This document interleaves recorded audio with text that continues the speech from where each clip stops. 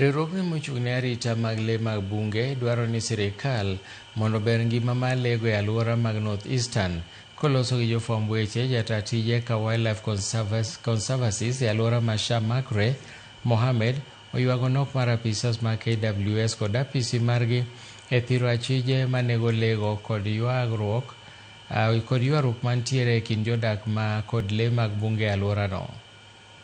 Alone covers roughly 56,000 square kilometers. Expecting a pastoralist who has lost livestock or witnessed wildlife crime to travel hundreds of kilometers to report a case is simply unrealistic. We need more KWS stations in all our northeastern sub-counties. We need more rangers, better equipment, and a faster human-wildlife conflict compensation system. My appeal to Your Excellency, the President, is simple.